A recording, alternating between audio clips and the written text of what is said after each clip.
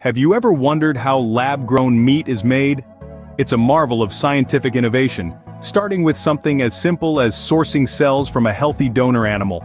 This process is non-invasive and doesn't harm the animal.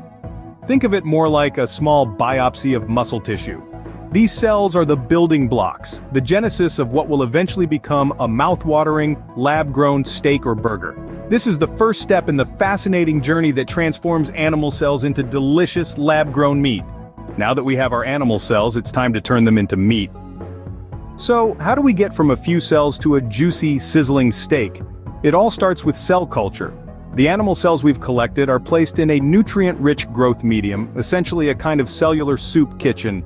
This medium is packed with essential nutrients, growth factors, and hormones that the cells need to grow and multiply. We're basically recreating the conditions inside an animal's body, right in the lab. Under these controlled conditions, the cells begin to multiply, forming a small cluster known as a cell line. It's a bit like a cellular version of a production line, where each new cell is a duplicate of the one before it. This process can take anywhere from a few days to a few weeks, depending on the type of cells and the quantity of meat we want to produce. But we don't just want a mass of identical cells. Meat is made up of different types of cells, including muscle cells and fat cells. So we use specialized techniques to encourage some of the cells to differentiate or transform into these specific types.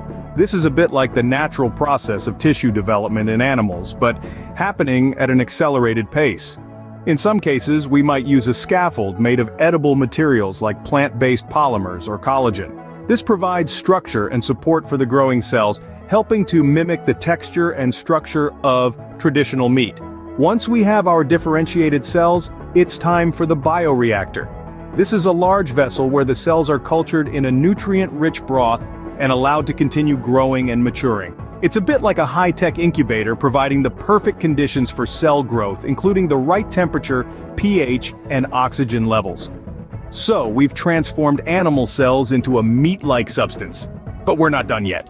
It's now time to turn this cultured substance into the meat we recognize. Once mature and plentiful, the cells are harvested. They're then processed into the final meat product, transformed through techniques like grinding, shaping, and seasoning. Next, the finished lab-grown meat is vacuum sealed to maintain freshness and extend shelf life. Finally, these packages are shipped out to retailers and consumers ready to be enjoyed worldwide. And that, ladies and gentlemen, is how lab-grown meat is made, from a single cell to a juicy steak, all without harming a single animal.